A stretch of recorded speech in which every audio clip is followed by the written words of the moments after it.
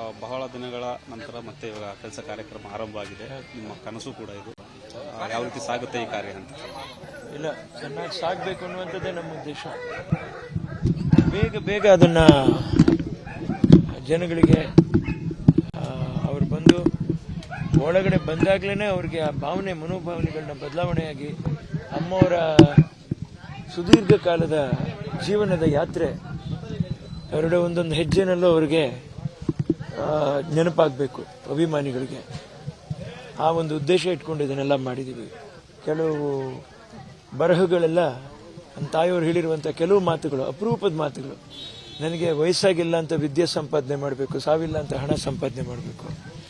ಈ ಸ್ಫೂರ್ತಿದಾಯಕವಾದ ಮಾತುಗಳು ಎಂದು ಮರೆಯೋಕ್ಕಾಗಲ್ಲ. ಹಲವಾರು ಮಾತುಗಳು ಅವೆಲ್ಲ ಗೋಡೆ ಮೇಲೆ ಅದನ್ನು ಬರಿಬೇಕು ಅನ್ನುವಂಥದ್ದು. ಇನ್ನು ಒಂದು ಸುತ್ತು, ಮತ್ತಿನ್ನು 2 ಸುತ್ತು, 3ನೇ ಸುತ್ತು ಅಮ್ಮವರ ದರ್ಶನ ಮಾಡಿಕೊಂಡೆಲ್ಲ. ಅದಕ್ಕೆ ಹೆಚ್ಚು ಕಡಿಮೆ ಒಂದು ಧ್ಯಾನ ಮಂಟಪ ಅನ್ನುವಂಥ ಆ ಭಾವನೆಯಲ್ಲೇ ಅದನ್ನು ಸೃಷ್ಟಿ ಮಾಡಿದ್ದೀವಿ. ತಾಯಿಯವರ ದೇವಸ್ಥಾನ ಅಂತಲೇ ನಾವು ಅದನ್ನು ಭಾವಿಸಿದ್ದೀವಿ.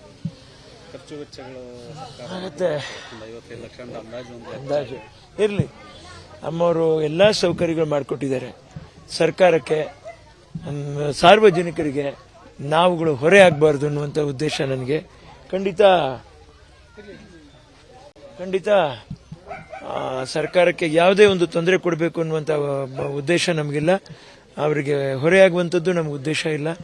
ಇವತ್ತಿರೋ ಪರಿಸ್ಥಿತಿನಲ್ಲಿ, ಇವತ್ತಿರೋ ಹಣದ ಒಂದು ಬಿಕ್ಕಟ್ಟಿನಲ್ಲಿ ನಾವು ಯಾರಿಗೂ ತೊಂದರೆ ಕೊಡೋಕೆ ಇಷ್ಟಪಡಲ್ಲ. ಆದಷ್ಟು ಭಗವಂತನ ಆಶೀರ್ವಾದ, ಅಭಿಮಾನಿಗಳ ಪ್ರೋತ್ಸಾಹ, ಮಾಧ್ಯಮದವರು ನಿಮ್ಮ ಉತ್ಸಾಹ, ಈ ಮೂರರೊಂದಿಗೆ ತಾಯಿಯವರ ಆಶೀರ್ವಾದ, ಖಂಡಿತ ಇಷ್ಟು ಬೇಗ ಇವೆಲ್ಲ ನಡೀತದೆ ಅಂದರೆ ಕಾರಣ ನೀವು ಇಷ್ಟು ಜನ ಇರೋದ್ರಿಂದ ನಡೀತಾ ಇದೆ.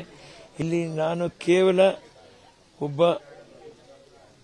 ತಾಯಿಯವರು ಬಿಟ್ಟು ಹೋಗಿರುವಂಥ ಪ್ರೀತಿಯ ಮಗ ಅಷ್ಟೇ.